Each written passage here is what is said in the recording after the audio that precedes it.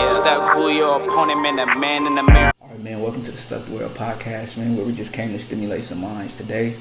I'm doing a web call with my cousin. He's a walking encyclopedia, Marcus Lorang. I feel like you could learn so much from him. He knows so many facts that are just kind of random, a plethora of facts, though. So hopefully, I learned some things and you can learn some things, too. Check it out. I'm doing pretty good. How you feeling? I'm feeling curiously interesting because apparently somebody was starting to report that voting machines were being inaccurate this election, which could be really important. However, I think that for the sake of this discussion, politics is still going to bore me, at least for right now. Can I already ask you why? Why do you come up with the conclusion that you'll be bored after not saying that you have to be. Go ahead. The reason I would be bored is because essentially my approach towards anything that people get riled up about is so base level that there doesn't need to be much explanation beyond that. And my point on some of these is that there's a lot of people that get riled up about a policy. And ultimately, to me, I don't care about a policy. And then somebody goes, oh, well, I have a character issue with one character, and I don't really care about that either. And somebody else might say, well, there's an ideology that I think somebody might represent, and I don't care about that as much either. All of those individually do matter. All of those are important things to consider, and they are something that people should take very seriously. My conviction on this particular election is specifically conviction, would be that felons can't vote. So because a felon can't vote, by automatic proxy, a felon shouldn't be allowed to run for office. I think that should be the baseline understanding of how our country operates. And from there, anything after that step becomes basically an invalid argument. Oh, well, because, oh, well, I feel like, oh, well, they should. Nothing. Yeah. Felons cannot run for office, should be the baseline. And from there, nothing else, no other parts of these last few months would have been similarly relevant. In layman's terms, you call bullshit. What? It's just that the bullshit I call is based on stuff that I think is more serious than what people are getting serious. That's fine. Yeah, what? So I wanted to kind of piggyback off what you said. Like, I think your initial statement, I loved it. I love it. I think, like, Yeah. not even like when you get into the details, it's just kind of the, I'm the same thing. I don't follow the hype train. You know what I'm saying? Like, obviously there's certain things that you kind of, you grasp to like expand on, but like I'm the same with politics. That's why I asked you. Like I'm just like I kind of wanted to get into it just because the vote just happened, but I have so many like opinions about shit that I just don't really even care about. Like when I pay attention to it, it's kind of just like this shit happens every 4 years. It's happening. You know what I'm saying? Like this is a repetitive thing that's just kind of going on. So. The thing that I find is unfortunate is people fixate on the wrong things, because there's a lot of people that are really concerned that if somebody that believes that abortion is illegal gets elected, then if they were to ban everything, automatically you would end up having a way higher death rate of women. And it doesn't matter whether you think you're a Christian or not. And it doesn't matter whether you think you got a certain political approach and you go, oh, well, that's not why. It's I believe, this other part of politics is related to a certain party that you always vote for. That has nothing to do with whether or not you're going to kill people by voting a certain way. And it has nothing to do with whether you think you're pro-life or not. You're going to kill people by doing certain things. And people get really hung up on that. And they go, oh, well, my beliefs and your beliefs and my politics and your politics. And all of that is on top of something that should have been stopped earlier, which is felons should not be able to run for office. So if anyone else is running for office and they're not a felon, and then we're dealing with that issue, let's deal with that issue at that time. Yeah. But that shouldn't be the main thing that we're dealing with. What should be dealt with is the problem that apparently, and this is just what I've been hearing recently, apparently there shouldn't be a mathematical reason why this election had the results that it did, just in general. And they're starting to investigate that these machines are counting wrong. And what's curious is, aren't they old machines? There have been complaints. Well, the problem with old machines is that anything old in a bad software update is easier and easier to hack with newer and newer methods in general. So if you're going up against an army that's wielding spears and you have machine guns, you're going to win. Even if that's, oh, it's the greatest army of the Roman Empire. Well, Yeah, these are 20 bullets. Navy SEALs. 20 Navy SEALs could probably take out the entire Roman legion without really too much effort at all. Yes. Which is unfortunately why, Shaka Zulu had great battle strategy, but he was going up against redcoat British guys who were wielding rifles, cowhide shields. So it doesn't really translate the same way. Yes. Compared with, ironically, the Spartan phalanx formation, and they always talk about like the Macedonian phalanx is, you ever seen the movie 300? Are you familiar with that? But it was a while ago, but I have seen it. I kind of remember it. You can find a clip of this anywhere, but there's a scene where basically they're in this chasm in this canyon and they're holding the Persians off by doing this. And they're basically standing in just a wall of shields and they can't break through their wall of shields, just like if it was like a D line. If you're sitting there watching football and these guys cannot break a D line, that's exactly what they were doing. And that's how wars were fought at a certain point. And because they had just spears and shields, the strategy was enough to win. And so if you have something that's basically putting you in a position of power, if you're dealing with an old voting machine or you're dealing with software that nobody's really checking and everyone's just trusting it, you can alter that really easily without too much effort. And if you have people that will approve being a criminal and they'll say that being a criminal is valid, and then you have a horde of followers that say that it's a good thing to be a criminal and they celebrate your criminal record, that's something that shouldn't be allowed. That should be a limit of where that kind of behavior stops, rather than getting into the weeds of other different stuff. Yeah. That's.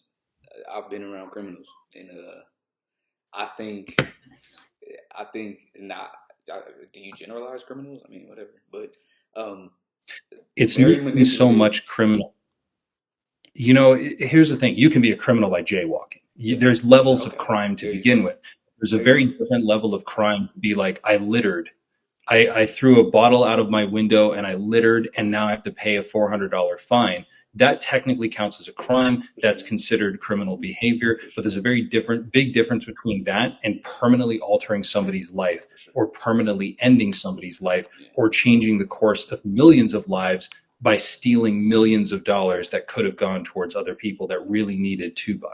So there's a lot of different levels of criminal behavior, but it should be the case that one felony disqualifies you from voting. If you have multiple dozens of felonies against you, that should be plenty for anyone to tell somebody that they're ineligible to run for office. Yeah. I feel like that was forgotten about the last couple of weeks for sure. Not forgotten about, but I feel like it was never discussed. That's I when didn't I think hear. that there's people that get upset right now and they go, oh, well, I have a problem with the way that voting is done. I have a problem with the way that parties are working. I have a problem with the candidates and all of these different things. And no matter what, we're dealing with a situation that as a situation shouldn't have been possible because it hasn't been possible pretty much up until now. Yeah. I like that. See, yeah, I was letting you know, like, I'm not a political person. Like, I'm one of those people that, like, I'm sure you know by now, but like, I just like to expand on things. Like, I'm not a sidey person. Like, oh, well, I'm religious. I'm this, I'm that. It's like, nah, like, let's talk. Like, let's talk about it. So, yeah, I was watching this guy. I guess he has like the IQ that's unreadable, I guess. And he was saying that everything is becoming oligarchical. Like, it's just kind of like globalization is the thing now, and it's just kind of like that's what's going on. So it's like, I'm like, dang, to hear that from someone who's like of elite IQ, and he's just kind of like, if you pay attention to what's going on. But I'm just like, it's hard to, because it's so much. It's just so much BS. Like, it's just like, what's the truth and what's not. But yeah, I don't understand IQ very well. My understanding of IQ is it's a really high ability to problem solve rather than knowledge acquisition so it's or knowledge. critical thinking like measure basically. Yes, which would mean that if your IQ is really high and you're looking at the world as it is today, you would probably be able to identify a lot of quick fallacies easier than somebody else would.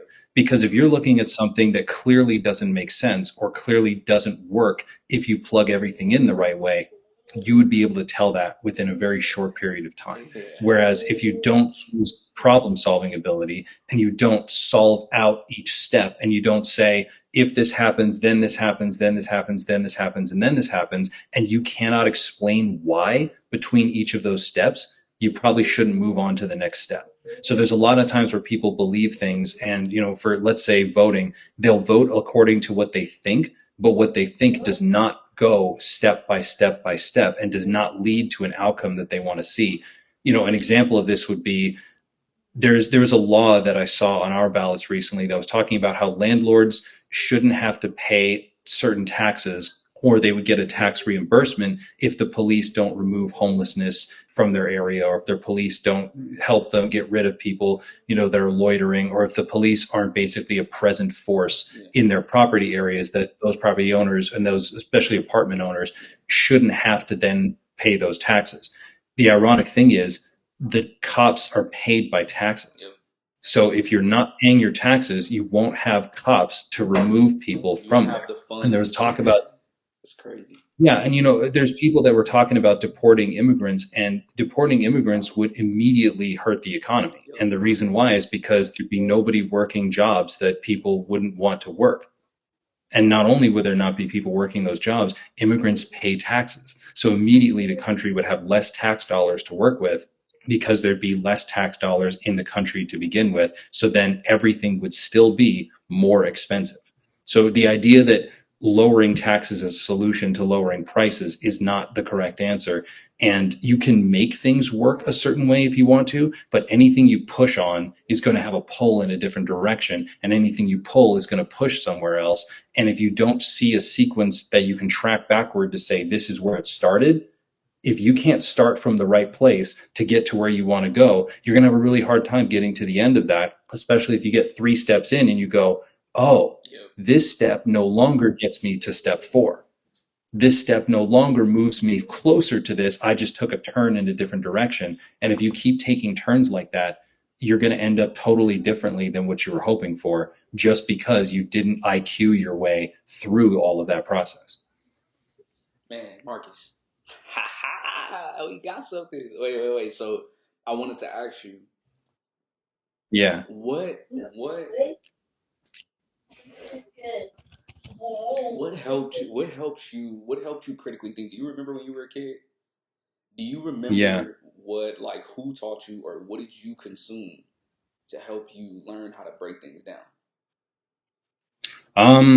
I took a philosophy class when I was 11 years old with my dad, and I'm a lucky exception. You can actually find examples of me on Reno, Nevada's ABC News giving a speech to open up my middle school because I went to this special school created by this couple that makes educational software. And so basically, this speech I gave was talking about how I finally like being at school because I was bored. I was at the point where I could acquire knowledge basically infinitely. And at that age, an 11, 12-year-old has so much to learn that it looks like you could just read 17 encyclopedias and never get bored. And I was able to do that. What I was not able to do was use my brain at a higher level than just stuffing it full of things. And so I remember that because of the middle school that I went to, you were able to consume, but you weren't able to express it? I was able to express it, but it wasn't a challenge at that particular point because the way a school works, and this is how most schools work, is most schools will give you a set of information and tell you to memorize the information. Then they will tell you to memorize a new set of information, a new set of information, a new set of information. And what the school is then going to do to prove that school works is they will then sit you down for a test and tell you, remember everything we just gave you and tell us what you just learned, without having to then put it together into different shapes and sizes and without having to rearrange it in any really creative way. A good indicator of a critical thinker is a kid that's really good at Legos or somebody that's really good at artistic expression, because essentially the idea of starting with a blank canvas and creating something indicates that they have different ways of taking small elements and putting them together to create something that they really want to see. So the basic problem that I had in school was I could learn anything. But when I was learning anything, I didn't have anything to do with that. I wasn't putting that anywhere that I could execute in a meaningful way. So with me personally, I took a philosophy class at the university because my middle school was attached to the University of Nevada, Reno. So I was allowed to take college classes as an 11-year-old. And when I did, I sat there with my dad taking a philosophy class, and we learned, I believe it was Descartes has this philosophy of, I think, therefore I am. And what that essentially means is, boiled down, you can only prove that you exist. Sure. Nobody else exists. Yes. Nothing else exists. The only thing you know for sure is that because you have the conscious ability to think and that you yourself are conscious, Yeah. you have the ability to prove that you exist. And then anything else is just something that your mind is coming up with. Yep. Not your body, not your brain, just your mind. Yeah. And the proposition there is your brain was created by your mind as a place to explain where your mind is. And then your body was created by your mind to explain where your brain is. And then where is your body? Oh, it's in this world Yeah. that has these elements, that has people that have ideas. That has And the this reason matter. these people have ideas is because you're just keeping up this in your own head and you're making up all this stuff. And all of this is just you because you cannot prove somebody else is conscious. And you cannot prove anyone else is even real because you might just be creating them. And that's where you get the Latin phrase cogito ergo sum, which directly translated means I think, therefore I am. That's why people say ergo when they're trying to make a point, is cogito ergo sum. Man, in the words of Alan Watts, we're all crazy. He said we're all loony. That's funny. I'm not familiar with Alan Watts enough, and if you were to tell me it's an Alan Watts quote, I wouldn't know it for sure. My references for things are based on what I've observed in my life and what I've absorbed in my life, but the way that I think allows me to process whether or not that's a good idea. Yeah. Because if somebody says, "Hey, you should jump off a building," there can be reasons why you should, but there are also a lot of good reasons why you shouldn't. And it's only a good idea if certain other things matter. So if you have step one of you should jump off a building to step seven is, boy, wasn't that a great idea? You're going to need a lot of steps in between that to explain to me why it was a good idea to jump off of a building. I don't care if there's a parachute. That doesn't mean you know how to use a parachute. Most people do not know how to use a parachute, so it does not make sense for them to assume that that's fine. Yeah. Yeah. How do you separate? What is the separation between mind and brain?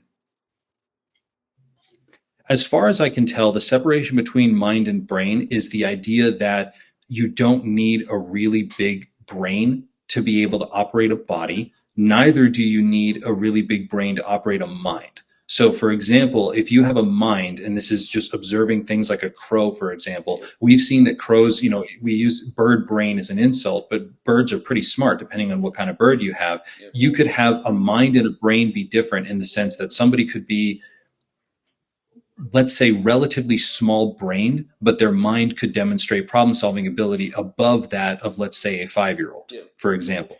Now, a 5-year-old clearly has a mind, and they'll say that they have their own mind, and you can clearly tell that they have their own mind, but the brain is a differentiator in the sense that a fully grown brain does not equal the same category of mind, versus you could have somebody whose mind is completely capable, but they have half of a brain. For example, they had like a procedure where you can actually remove half of the human brain and somebody can still technically function.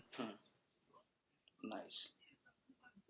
This guy right here, Marcus, man, you are a walking encyclopedia. Nickname, man.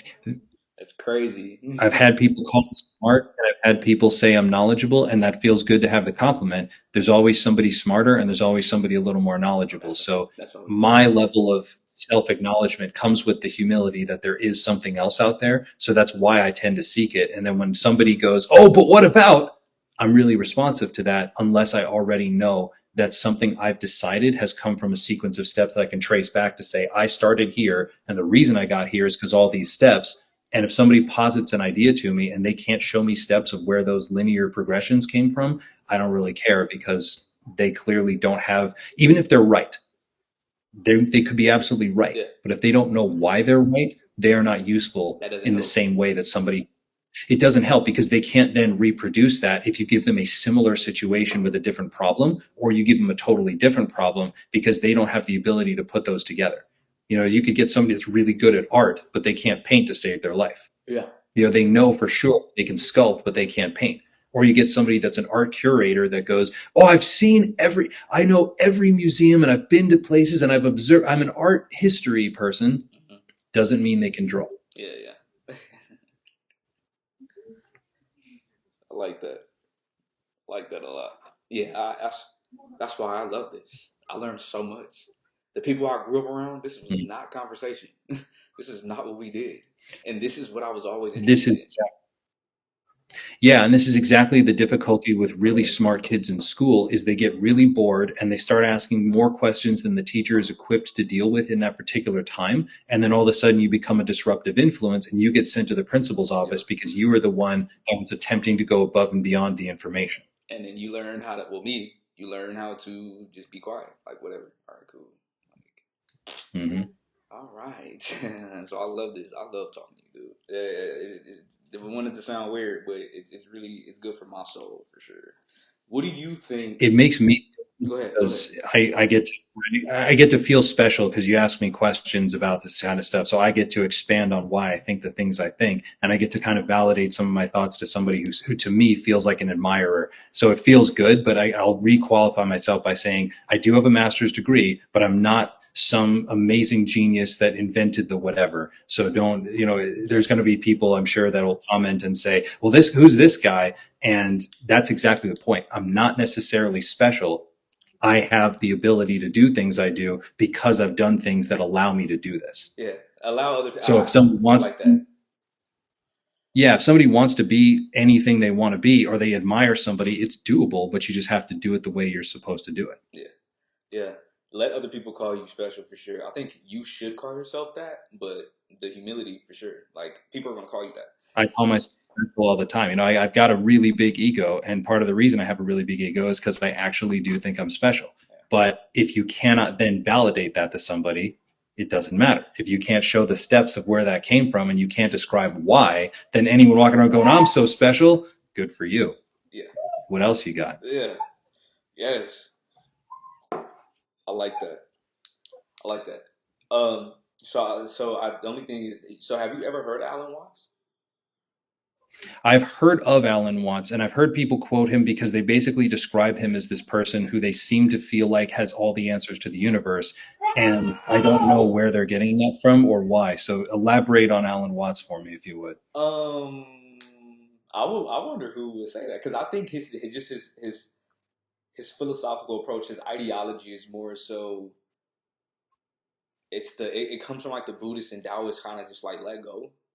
And so like he's like Okay. where he talks about like the id, he talks about like the consciousness, he talks about just how like we're all masking up in this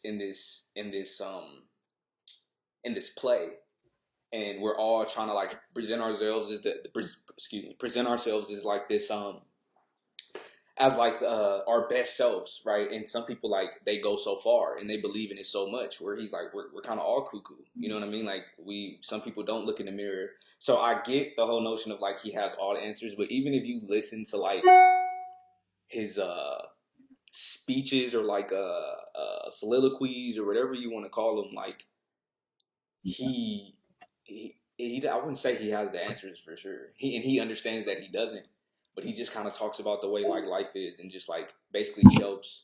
Yeah, it comes from like the Buddhist and Taoist kind of philosophy. So it's let the leaf go down the river even if it hits a couple rocks. Like that's part of the situation. That's part of life. Like type deal. So that's why I wanted to ask you that because I'm like, really, huh? To a degree, that's something that fits into you can operate yourself however you want to. So if you want to follow an approach like that, that's completely fine. And there are approaches that basically say don't change the world around you because the world around you is the way it's supposed to be. And then there are people who their whole focus in life is only about changing themselves and changing the world around you. And I think that a balance to strike between that is it's really hard to do something that is not supposed to happen in general, but it's really easy to create an outcome when you can sequentially step yourself. Because if you say, okay, I'm starting here and I'm going to end up where I want to go, but you need to take the steps for that. It's one of those things where if you go to the gym and you lift heavy weights consistently for 100 days in a row, it's going to be really hard not to gain strength and muscle.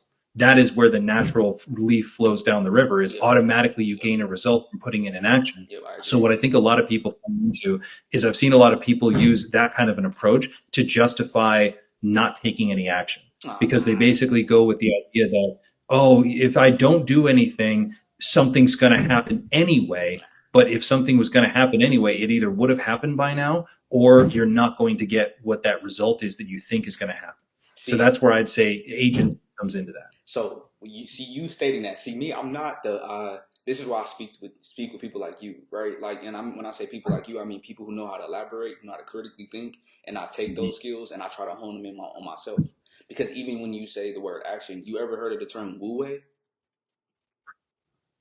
Yes, I have, and I forget what. I took some Chinese philosophy classes at some point, but I forget what Wu Wei actually is. It's the art of non-doing, right? So it's the art of Mm. not reacting when you know you should react. So when you say the word action, and that's what Alan Watts, I'm I've heard like all his recordings, like I've read a lot of his books, and Yeah. people, and that's what he states. He's like, people have make this excuse of, oh, Wu Wei, like let me just not do anything. But it's the art of understanding that you could have done something, but not doing it. So the reason why I took so much like a attraction towards Alan Watts is because I had anger issues. So like the art of knowing, Mm. I know and I've learned to react this way, but to become mindful and conscientious of like the beauty of, I know the chaos that I can bring to this situation, and you don't have to do anything and be okay with it. That's Trap to fall into would be the trap to fall into it. That would be assuming that you have the ability to begin with. And the yes, reason why I say that is because there's a lot of people that say, I'm a pacifist. I don't fight. I'm peaceful and whatever. And the truth of it is, they couldn't fight to save their life. They really just couldn't. If you were to come up and slap them, they would have no yeah, viable response. So pacifism is really their only option. yeah, yeah, So in the case of something where you're choosing not to do something, that matters more.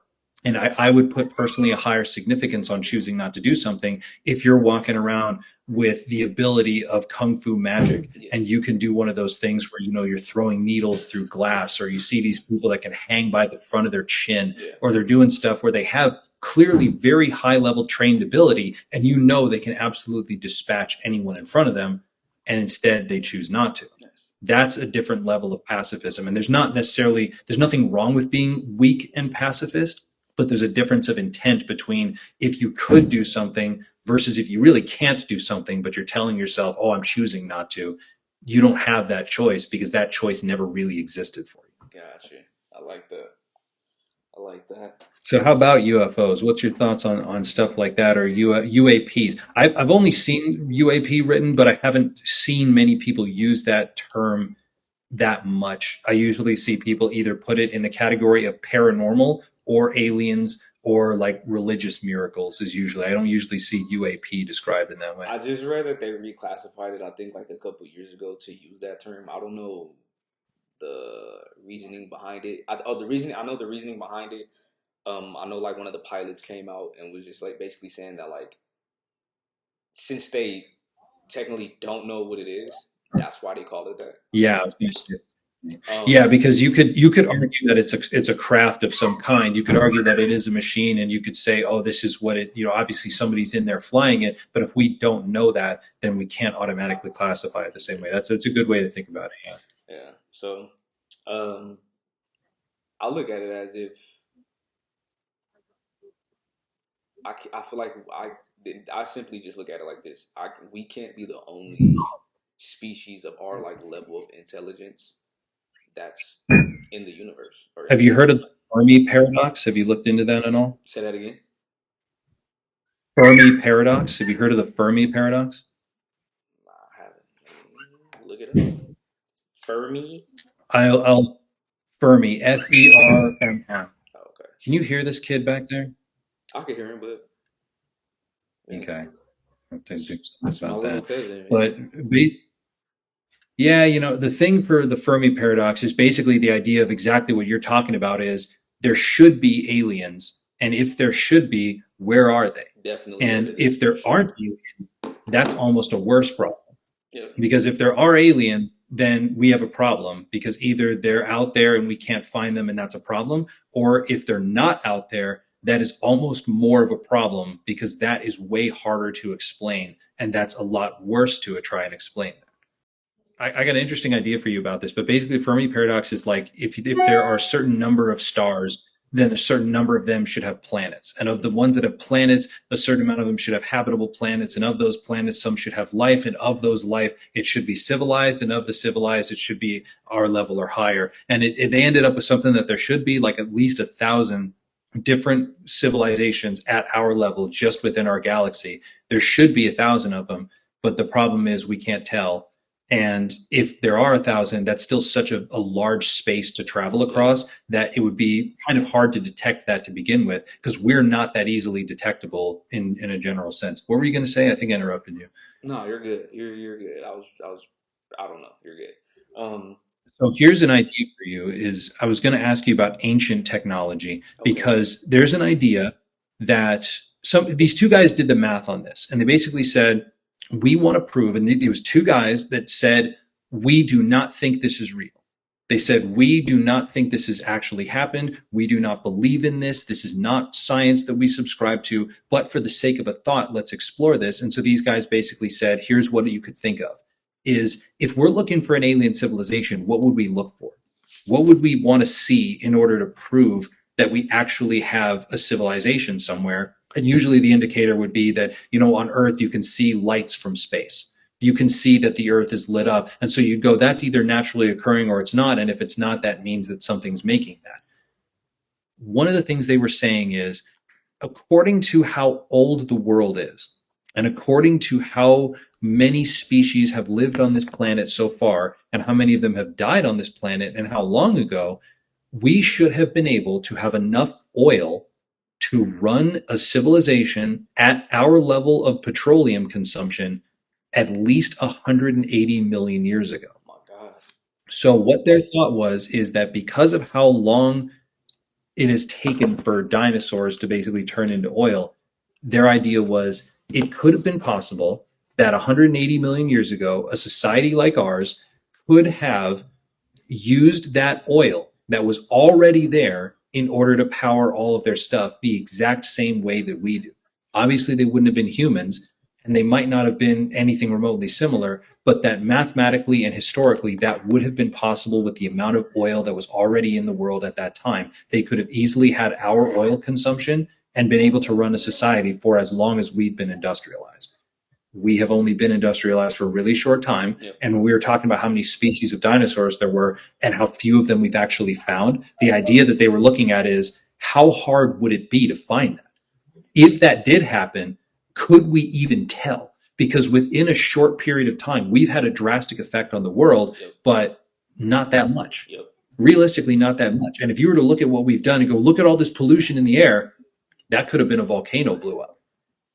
That could have been something happened, really? and it would have just like a ton of pollution. Gotcha. So we might look like a ton of pollution, but it could be something else. Hmm. And they go, oh, well, look at the society. These could have been humans industrialized, or if we're looking millions of years in the future, we might be entirely undetectable because the plants are going to grow over our cities. All of our technology is going to turn off. Everything's going to melt into the ground or burn up or whatever. And then you're not going to be able to tell. And then all you need is one seriously powerful earthquake to throw everything into the ocean. Yep. And then the ocean dissolves it more. Or maybe a powerful enough earthquake sends it into a volcano. Or maybe something happens where the entire surface of the earth Yep. melts. That's crazy. And then if you melt it, what are you going to find? So they were saying, we don't think this happened. They basically said, we do not think there was a society on Earth that did that before us. But given how much oil there was 180 million years ago, and I'll have to double check on how old they actually said. I thought it was 180 million years. But they basically said there was enough oil at that time that could have happened. We have enough oil right now. They would have had enough oil back then, and that's assuming they used oil. Yeah, for sure. But they said, we do not think that really happened, that we're not going to claim that was real, but that would have been the closest thing to aliens, except it wouldn't have been aliens, it would have been us. And there's a Doctor Who series of episodes where they go back in time and they actually find like lizard society that is exactly like that. Really? Do you believe in Yeah, the lizard people? my thought on it is realistically, if there were lizard people or if there were aliens, they would probably not be like Star Trek where they're like people with weird ears.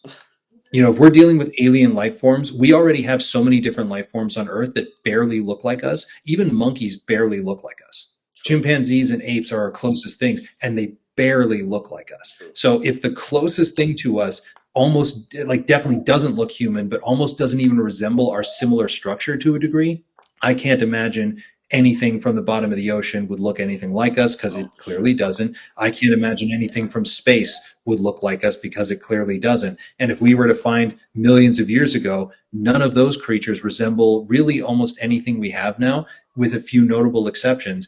And I can't imagine anything would have had anything remotely similar to what we are. So I don't think that they would have been lizard people. And so people go, oh, there's lizard people that are wearing human skin and controlling society.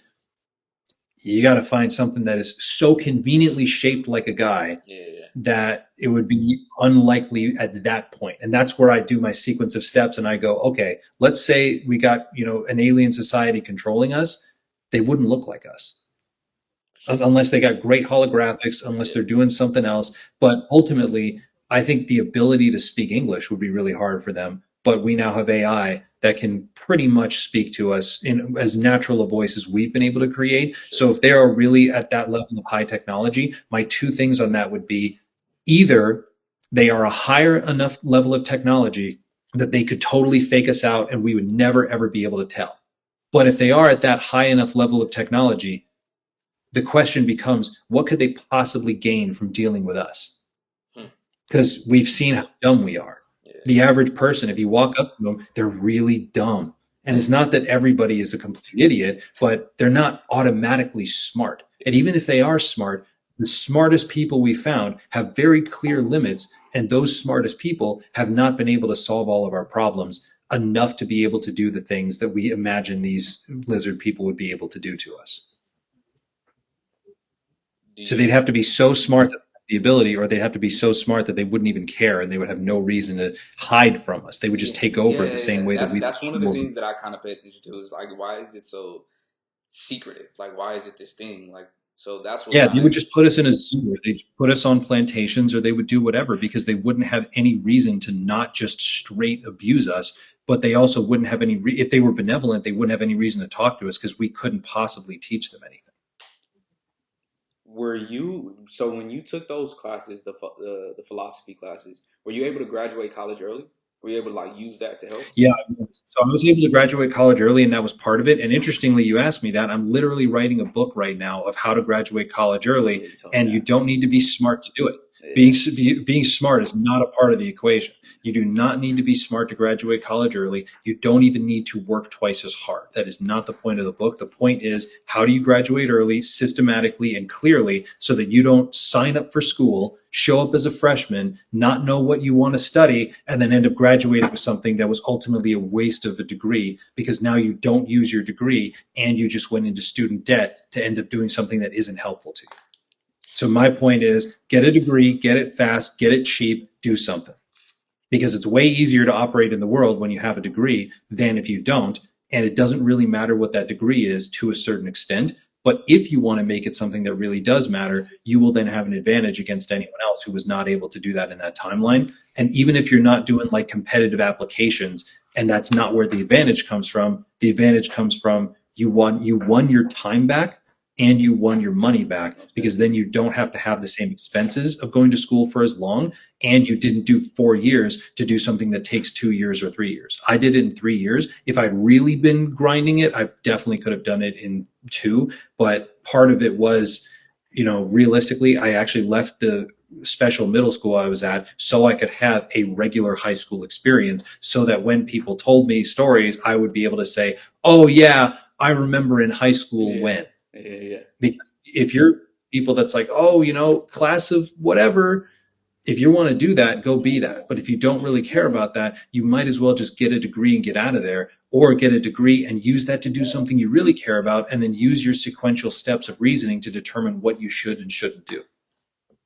Um, yeah, I like that. I like that a lot. When I Yeah, went I into college, graduated early, man. and I'm writing a book.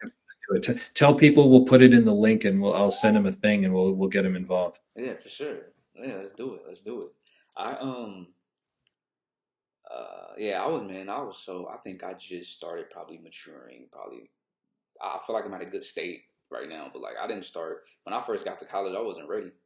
Like mentally, just wasn't ready. Academically, I was ready, but I still got my degrees and everything. But it was just I had to take a foreign path because of the decisions that I made. How do you feel about schools of thought not allowing like other schools of thoughts in? So like, for instance, go Yeah, ahead. that's purity of kung fu. It would be purity of kung fu and method. But I have a couple examples. Go ahead. What was your when you were going to give me a better Well, example? the example was just I seen. I just this physicist was having a debate with the actor Terrence Howard on Joe Rogan's podcast. Did you see that? I think I saw this one, and I think I saw an altered version of that at some point. But I know the general clip you're talking about. Yeah. So that's what I just want to ask. Like, are you one of those people who you're so into a school of thought, like indoctrinated into a school of thought, to where you kind of bat everything away, or do you allow things to kind of come in to be like, oh, okay, I didn't consider that. This is where you get religious people causing huge problems for everybody else. Yeah. Is exactly the problem of a purity of school of thought. Because if your Is school that of is that what thought it's called? says, What I'm describing, that's what it's called.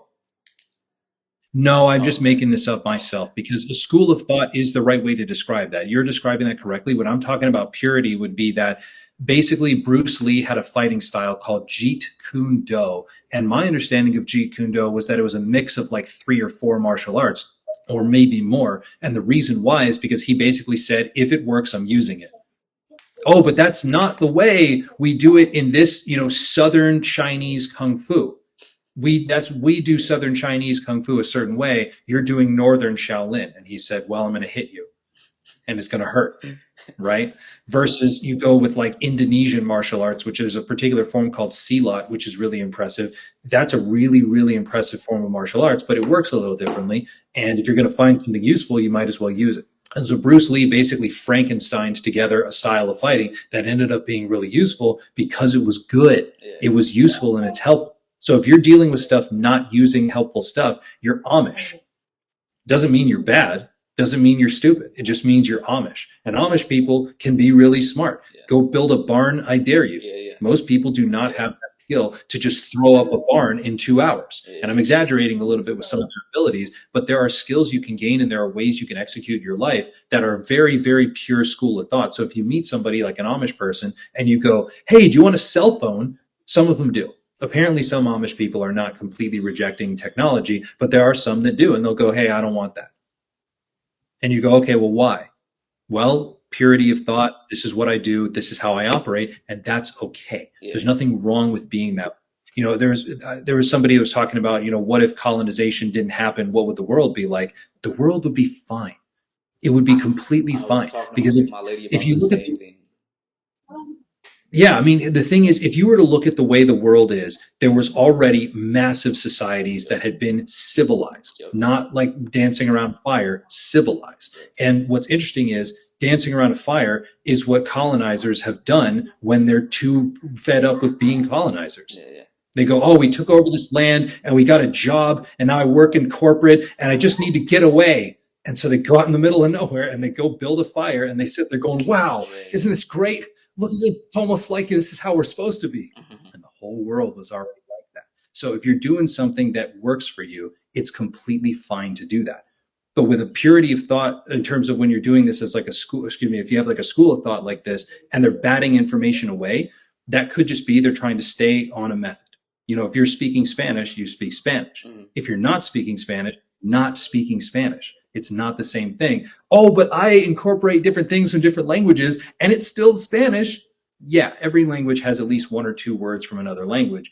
But at a certain point, you are not speaking the same thing. And that's important because Roman Latin is no longer spoken in the way that it is. And you get all these different things and you go, oh, well, they're all Romance languages. That's still Latin, right? Yeah. No, Gotcha. No, it's not.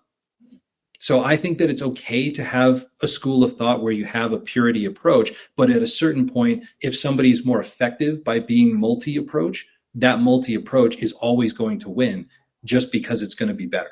Nice. And so, and if you were to look at like, do we have like a nuclear society where we can drop soldiers in any country at any given moment versus the Amish take 4 hours to go to the store because they're riding a horse?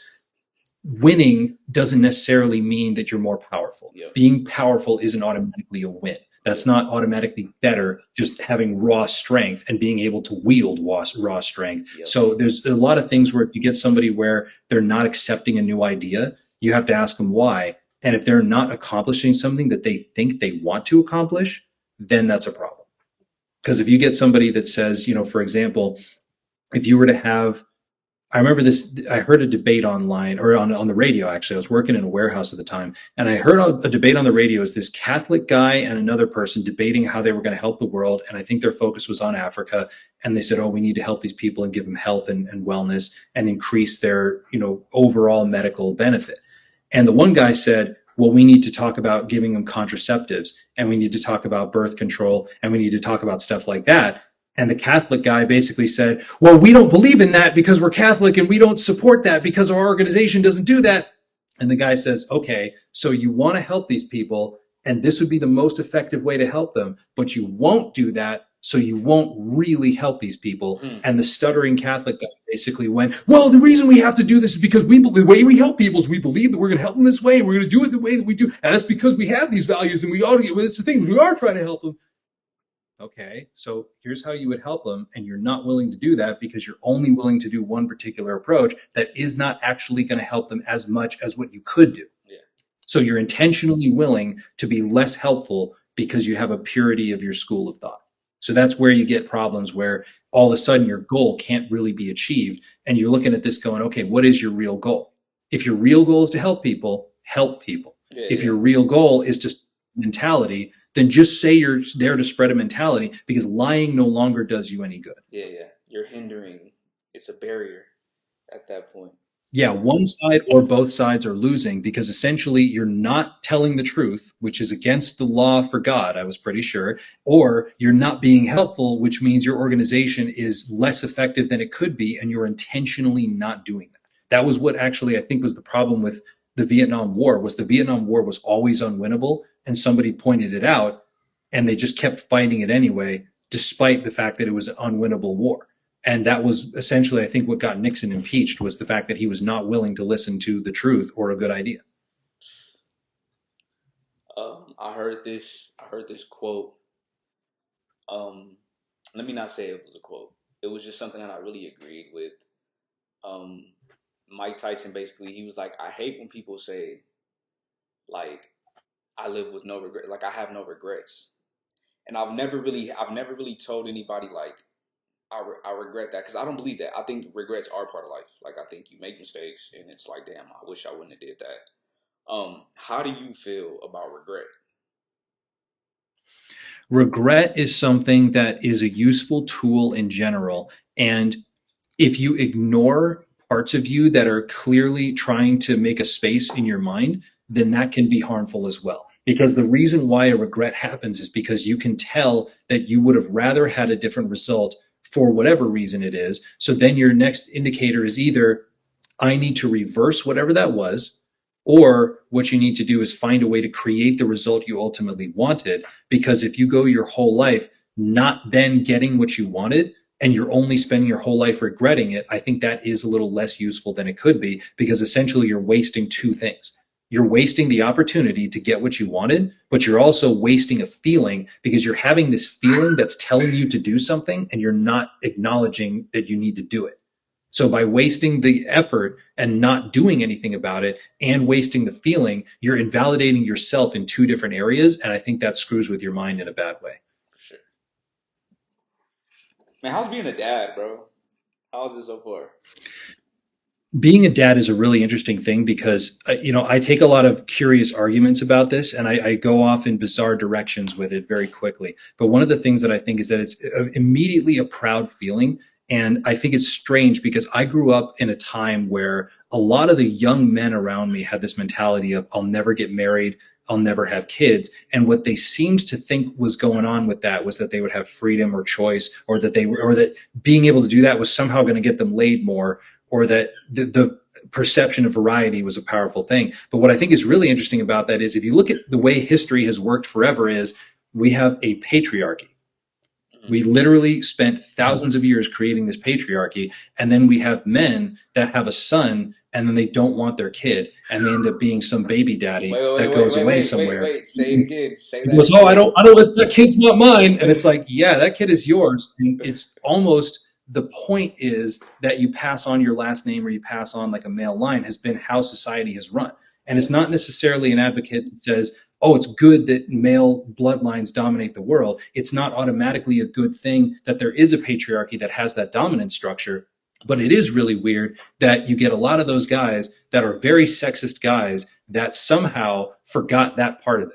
They somehow forgot to raise their sons, and they somehow forgot to be a contributor in that line while talking all this shit and going, oh, yeah, men are so good because, and you go, okay, so where's your son? Yeah. Oh, well, that ain't my kid, and you know that I don't have none of these kids, and you, That's okay, crazy. because it looks to me like my bloodline is better than yours. Yeah. That's funny. How do you feel about like societal influences on that notion, right? So like, how do There you? is, Go ahead. yeah. No, go ahead. Go ahead. Well, societal influences in what way? What were you thinking of? I just mean like just in a sense of so I mean I guess I don't want to go a race way. I'm trying to get out of the race topic. Like just in general, like how do you Okay. feel like what do you think puts into we're not trying to read minds here, but like what do you think goes into that notion of this this isn't my kid. I don't want to talk. I don't want to raise him or like like that lack of like because I have this impulse. I have to see my kids every day. Like I wake up like this is it. I've made Yes, this my exactly. norm. Like so, it's kind of just like what do you think? Like what stirred? Let me ask you. What stirred you in the way of? Let me make sure I'm here for my son. Let me make sure I teach him. I discipline him. I make sure that he learns. I had a really great experience in the sense that I'm adopted at birth. And the great experience was that I was actually adopted by people, or I was adopted because the people who had me didn't run away from it. They basically consciously took the effort and time to reach out to people to make sure that I didn't end up in a foster system, and to make sure that I was going to a home where they approved of it and said this is a good place for this baby to go. So I got really lucky in that really specific case. With that, I was then also raised by wonderful adoptive parents that did an absolutely amazing job. And I have a dad that I want to be like. That's beautiful. And so for me personally, I had this instance where every part of my existence was intentional. I'm sure, I'm almost positive I was an unwanted pregnancy, because otherwise, like, what the hell? But my thought was my birth parents took time and effort to consciously put me somewhere on purpose. When my adoptive parents got me, they took a lot of time and effort, specifically going out of their way for a child that was not theirs, to consciously make sure that this person had a real serious shot in life. And here I am. So for me, non-intentional parenting was never part of my anything.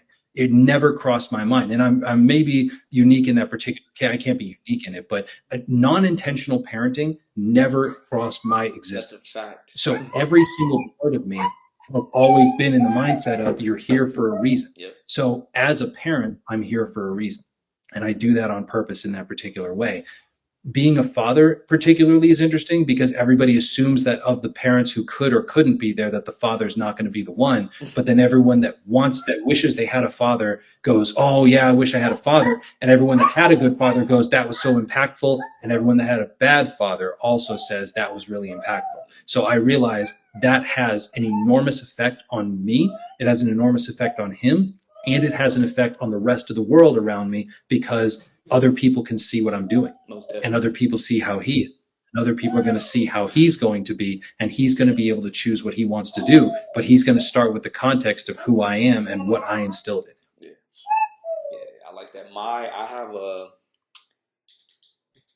just kind of you didn't go through the foster system like that. That's the beautiful thing. My colleague, her story is completely opposite. Like the damage that like Mm. we've talked about. Like I wouldn't go deep into it, but just the damage that she's going through, just going through the foster system. Just the the healing that she still does now, like to like kind of like Mm. go through everything, and just to hear like the opposites. You know what I mean? Like that anomaly of like you having people to just come and like care about you, and then now all of a sudden like So I got a race thing about that. It's that black boys are the least adopted kids in general. So both of my white parents made a conscious effort that they got two black boys on purpose. really they wanted to make a change, huh? If you're going to do anything, you might as well do it. Make something happen. I like that because I think you've I think trauma hinders a lot of growth. Like, Yes. and I think that like you being able to become who you are is because of them for sure. And I I say was that's able to skip through so much that could have gone really poorly for for me, sure, and I was able to basically leapfrog quite a lot of really deep pain that a lot of people are not able to escape for in sure. any way. And oh, it builds character. It shouldn't have to be building character from That way, certain parts of the world. for sure. I like that. I like that you said that. There's other ways to do it, and I like that. Mhm. And I learned I had to read. I read a lot of like Buddhist parenting books and all that kind of stuff because I'm like I am not putting my kids through Interesting. what I went through, bro. Like I just can't. Like so I like that the building character. There's other ways to build character than the ways that when you go through race, like how black people or whoever however raised their kid. I only can speak for how I was raised, but it's just certain ways that Mhm. you know. There's other ways to kind of go about things for sure. So I really respect that. I respect your parents for that, man. And I really take parenting. I don't want to say serious because I like having fun with parenting, but it's one thing in my life that I definitely like. I'm going to take to my grave. Like my effort was to be a good dad for sure. If you take it seriously and you start with that, fun is way easier from there. Yeah, yeah, yeah. Because if Okay, I all you're like doing that. is fun, it's way harder to be serious. Yeah, yeah, yeah, yeah, for sure, for sure. I like that. Yeah, parenting, man. I take that really serious, and that's one thing that like when I speak to men of your caliber, when I say like caliber, I mean like mental caliber. Like I'm always trying to Mm. grab. Like, what do you do? Like, what do you do with your son? Like, all right, bet Bill Nye the Science Guy. All right, cool. I got that on like Yeah. all the time. And then when I'm watching Bill Nye, I'm like, Marcus used to watch this growing up because Marcus kind of has these mannerisms, but I love it. Like, I love it. I'm like, Marcus kind of makes that face. He must have watched this a lot growing up. I watched it all the time. So here's the thing I was talking about when I was able to absorb information and just retain it is that I basically would mimic until I could be exactly like that. So I used to be able to do really good impressions of people, but I would end up absorbing something so thoroughly that I would just be that. And so for all purposes, I could basically quote directly almost anything I would watch for quite a while, and I'd watch it over and over and over and over and over again. So I would then get into this mindset of knowing this is how it operates and this is how you do it because it was so clearly understandable to me that I realized this is something I can do and just communicate it to others. Because if I'm doing something that only I think makes sense, no one's going to get it. But if this particular approach is reaching millions of people, or if this approach is understandable to me, that means it can be duplicated again. The beautiful thing about behavior. So, the beautiful thing about behavior is that when I was a kid, I would do the same thing that you literally just described. But Mm-hmm. I think the different, right? We're different people, but I think the difference of what I consumed, right? So you were Yeah, exactly. consuming this information and then trying to be that information. So that's why you Yeah. have this caliber, and that's why when you told me Bill Nye the Science Guy, I'm like, bro, I watched Bill Nye the Science Guy growing up. I didn't watch it crazy. I know exactly who that man is. I know what buoyancy is because of him. You know what I mean? Like, Yeah. so that told me so much, and I'm just like, man, because I'm in the behavior analyst field, right? So what did you get your degree in? Yeah. So I got my degree in sociology and anthropology, which is the study of people and society. And then the next thing I did was I got environmental social science, which is loosely based on how do people interact with the environment and how does the environment affect people. I like that. I like that. I like that. So what I thought I was going to do with that is save the world and do all that stuff, but it turns out those guys that are doing that are actually got a different degree. And so that's why it's useful to just knock out a degree, because if you have one, you can then pivot really easily, and then you can already work with somebody where you can say this either does or doesn't relate to my degree, and then pathway from there. Versus there were people in my program who had been there for 7 years and they hadn't graduated, and they were just doing a program just to do it because I'm assuming their identity had become that they were a student and that they were just studying and studying, and they were doing research and research, but I'm not sure they ever produced anything that affected the world around them. Well, I was going to say, when you're talking about parenting, the whole point of being a parent is affecting the world around you, because having a kid is not the same thing as parenting. You can also parent a kid that you had no DNA contributed to. Sure. So affecting the world around you is going to happen, and you might as well do it intentionally. And I think the reason why I described the whole patriarchy argument I was making before of all these men that don't want to claim their kids, no matter what background they have or no matter what language they speak or where they're from, there's a lot of men that don't want to claim their kids because they don't seem to want the responsibility. But that is where power empires and bloodlines have been built. If you watch anything, you go, oh, the king's bloodline is important. Yeah. And the reason it's important is because something about that matters. But what you'll notice with a lot of those is they have a strained relationship. It's always that you see like really rich families where they don't parent their kids because they're so rich. And the only reason they're so rich is because they're so busy that they need a nanny or whatever it is. And so instances like that, I go, okay, there's powerful drawbacks in whatever area you approach this. So you can be a really great parent and not teach your kid how to be a lawyer. Or you can be a really powerful lawyer and never teach your kid how to be a man. And you can end up with all these different things where you end up in a mindset where your choices determine how you can affect the world, not making choices for your kids, but giving them the ability to choose because you showed them what choosing looks like. Nice. Your level of optimism and adaptability is really good. What do you think? Like, what do you think? What was? I want to know the specific thing that you read or you heard or you were told that you think that you could remember that like helped you with your optimism and your adaptability to life when it comes to being optimistic. I don't know that I could hone in on one thing that started that as an early development. I don't know that I could, but I got lots of positive feedback from adults at really young ages because I would ask them questions that would show them that something was up with me. And so a question I would typically ask is I would go, okay, we're in this house, and this house is in the city, and the city is in the state, and the state's in the country is in the world is in the galaxy, or the world's in the solar system, in the galaxy, in the universe. What's the universe in? And whenever I would ask that, you would see adults go, holy crap, the linear steps. Look at this kid do linear steps. He literally figured it out. He understands that this is how you're supposed to think. Two adults that maybe didn't have that ability to think in that way. And when they see a 7-year-old do that, it freaks them out because they either realize, oh crap, I could have been like this, or they realize something's up with me. And so when I find an example of what makes me so optimistic is I clearly had ability, but I'm not completely clear on exactly when I developed the ability to be reproducible. So for any viewers you have that want to link something to this, they could find a quote by Alex Hormozy where he, in part of a longer talk he was giving, he was describing the ability of advertising. And what he means is that he says, if you tell somebody with low skill to do a task, they need way more steps described of how to do that task. But if you tell somebody with really high skill to do a task, they just do it because they already have all the steps built in and it is not a question for them. So a lot of rich people are rich by pure raw luck. If you're born into a rich family and you just have an account that's full of money, you didn't do anything to earn that. So if all of a sudden you lost that, you might be screwed. Because you don't know how to reproduce it.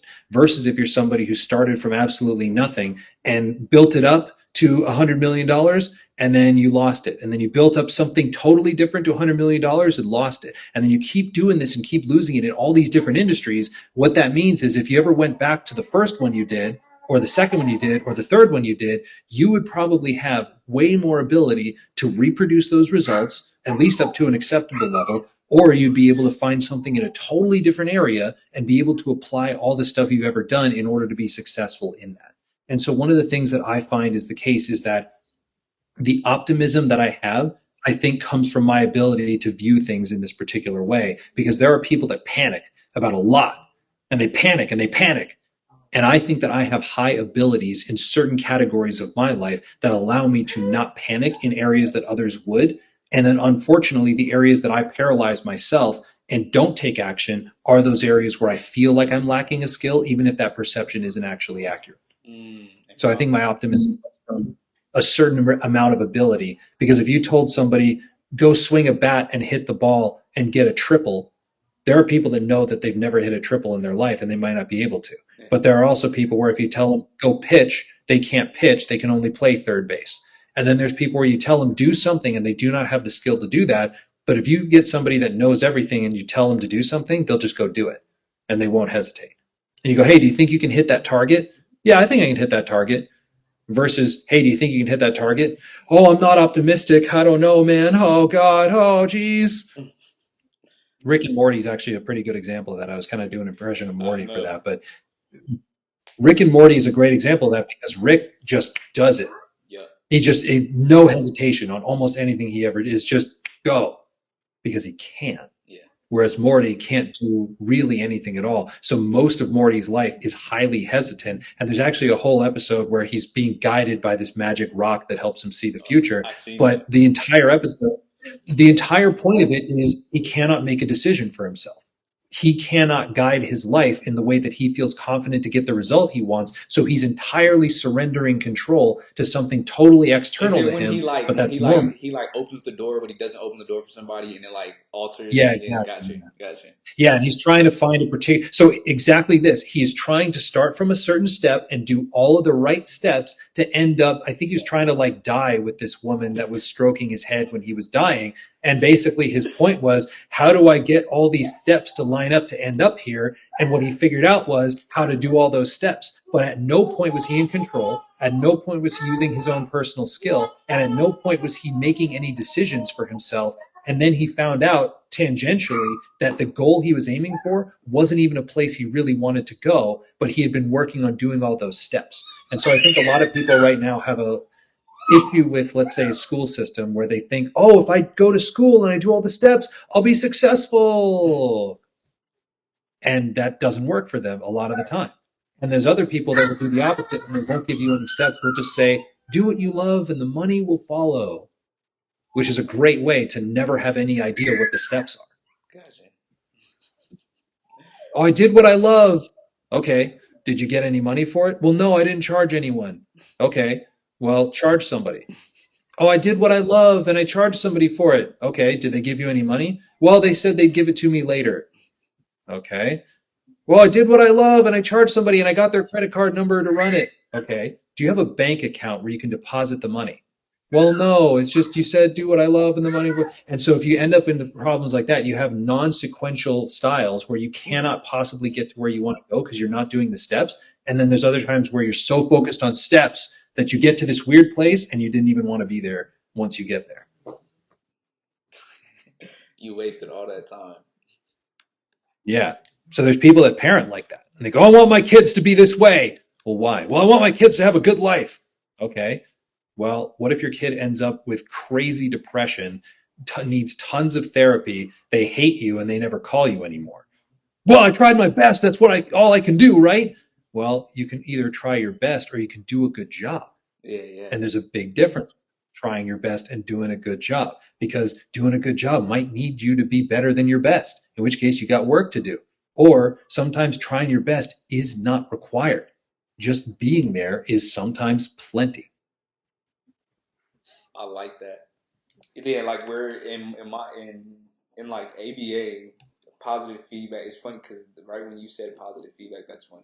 That's a term that's really used. Mm-hmm. Terminology that's really used.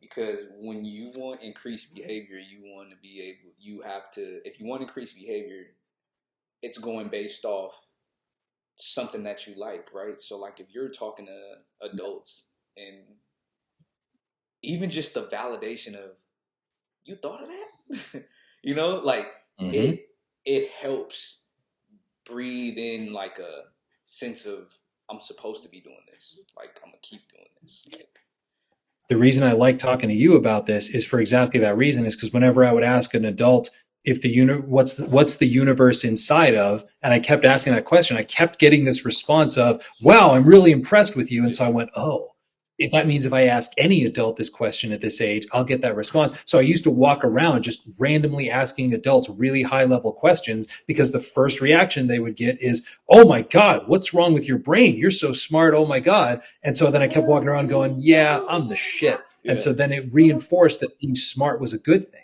It reinforced that being smart was a positive thing versus if you're always causing a problem for people and people are always being negative toward you, that can cause sometimes a reinforcement of that behavior just because you're getting a reaction. And it can also cause somebody to stop doing something that they might actually really be good at or they might really want to do. we call that a negative reinforcement, where you're Yes. reinforced by the things that are bad, are maladaptive. So there's a lot, yeah, and there's a lot of young men right now that are feeling like have you heard of incels? Do you know what incels are? Explain. I think I do. Explain. So an incel, as far I'd never heard this term until I was hanging out at a company work party like years ago, and one of our female friends had walked up to us, and she looked at this guy who came up and was kind of weird, and he left, and she goes, "He looks like an incel." And I'd never heard of that before. So apparently, incels are involuntarily celibate, and basically what it means is that Never heard of that. they can't they're involuntarily celibate, which means they can't get a date, which to me means they're bad salesmen and they're not trying hard enough and they're not hitting enough numbers. Because realistic, and so another quick Alex Hormozy thing, he was saying almost all male problems can be solved by going to the gym and earning more money. Almost all male problems can be solved by going to the gym and earning more money. And the other part of it is if they're not trying and they're not walking up to women and saying, "Hey, by the way," you're not going to get any result because women don't walk up to men. They just don't They do just it. don't do that. And you might get one off in a while, but that does not happen. So these guys end up being a little bit weird and dangerous sometimes because they end up on chat rooms giving each other weird sexist advice. And so they end up causing problems for themselves and others around them. You get a lot of those guys that carry guns to school Yeah. are in this particular. The thing that I find bizarre about that is if you get a negative feedback of a no, a lot of men get really hurt by that really quickly. And they Insecurities. go, "Oh, crap. I got one no once ever. Oh, God." Yeah. And what my thing is you can change the way you get a no by changing what your approach is and why you're doing something. Sure. So if you walk up and you go, "Do you want to go out with me?" That's not a great approach to begin with. And if you walk up and But you what go, if "Hey, she's like, girl, yes? Tommy, yeah, exactly. Like, being way too smooth is also not a great Yep. approach, depending on who you're talking to or whether you're even equipped to be smooth in the first place. Like, "Oh, I saw online this guy said this line." Okay, good luck with that. But what often can be the case is if you walk up to somebody and you, I saw, I saw this was a great approach, and I kind of thought this was useful. Is this guy walked up to a group of girls and he asks them, "Hey, you see that girl over there? I'm going to go ask her out and I'd like some help. What would you guys think I should say to that girl?" Oh, that's very, And yeah. all of a sudden, he has four coaches that Yep. are really invested Yep. in giving him a hand Yep. because now they care Yep. at all. And also, they know that he's not into them and he's Yep. not trying to be with them. So Yep. they don't feel like the pressure. So then all of a sudden, they start telling him what to do Yep. and they start helping him. And all of a sudden, he's literally talking to Yep. women. And then at the end, if he doesn't succeed with this girl he was asking out, he's like, "Hey, like, hang out here. I'm gonna go ask her out. I'll be right back." If he comes back and he's not successful, he goes, "Hey, I slipped and I tripped and I fell. Do you think that was it?" And they go, "No, it's not when you slipped and fell. That wasn't the part that wasn't smooth enough. It was when you said this other thing that you screwed up on. We didn't tell you to say that." And now he has people not only helping him, he can potentially make friends out of that group. And maybe every once in a while he can sit there and just go, "Man, I'm having such a hard time." And maybe one girl in that group says, Yeah. well, maybe if you went on a practice date with Yeah, somebody yeah, else. yep. I can see that. And so I was like, oh, that's a pretty good approach. And I'm not promising to any incels watching this that this is going to work for you, but it's a whole lot easier to get no's when your no is curated on purpose. Yep. If you're going out there with the intention of not succeeding, that's not a great way to approach it. But if you're going out with the intention that no matter whether you succeed or not, you're going to do the next one better the next time, that's going to help you way more. Because if you keep going, oh, I'm not good at this, let me keep getting one thing better about this ever, then you don't have to worry about whatever that one thing was. Yeah. I like that. I like that. I feel like when I was younger, when I Because would be more strategic, it was better. It was much more when you were more elaborate in what you're doing. You're low key a well, Disney kid without the Disney, bro. um, what do you mean? Yeah, what do Like you mean? you would have been a great like a show on Marcus, bro. Oh, like being an act. Oh, I thought you meant I was like a Disney fan. I was like, how do you know? No, Like, what do you mean? Like, I'm not no, like Disney you before. have the you have the personality, you got like the wit, you got like the everything to have like your own. When you were a kid, I could see you when you were describing like the galaxy thing, and I'm just like, this is a Disney kid, but it's good though because we're hearing what's going on with Disney and Nickelodeon and stuff, bro. And it's like I thought Nickelodeon was the one with all the feet and the it weirdness for is, but that I guy. don't trust the child actor thing no more. So I'm glad you didn't go that route. It's even they brought up a really. I saw something from Demi Lovato recently that was actually really interesting in the sense that it doesn't really matter what studio it is. It doesn't really matter who the producers are, and there's always predatory adults in whatever environment. But the thing that they were talking about was that even in a non-predatory environment, being online gives you dopamine hits, and being the subject of that and seeing people view you and seeing those numbers gives you dopamine Yep. hits at the level of very addictive drugs. And if we're exposing children to this, Yep. you're basically putting them in an environment where even in the absence of somebody intentionally trying to harm them, they are around something that can really mess with the way that their brain processes pleasurable feeling. Because if your only way to validate good feeling is tons of thousands of people looking at you all the time, Mhm. as soon as they're not, it gives you a weird withdrawal Yep. problem and you start finding the need to post and post and post and Yep. stuff. That's funny. I just read that Mike Tyson thing. Mike Tyson said that he was in his car and he was like, this guy was like taunting him, fist up. He was like, "Get out the car! I'll beat you!" But you could tell he's playing with him. But Mike Tyson, he was Yeah. laughing and smiling because he was just like, my wife told me that if nobody noticed me when I walked outside, it would be a problem. So he was like, that's why I embrace Yeah. when people give me so much attention because he was like, I appreciate it because I know that if it weren't there, he was like, I'll be depressed. That's crazy. Yes. And that's only because that's been something that was created for you Yep. versus you can get guys that live in the mountains of Jamaica with 4 chickens, a couple of animals, and they farm stuff by themselves. And you go, so what do you think about the election? And they have no idea what you're talking about because they A, don't know, and they don't even care. Yep. And you go, oh, don't you want to be popular? Don't you want to do the new dance online or whatever? And they do not care at all. And you go, oh, well, you ever wanted to be rich and famous? And they go, what's that? And you go, oh crap, okay. For sure. Yeah, stuck who your opponent, man, the man in the mirror.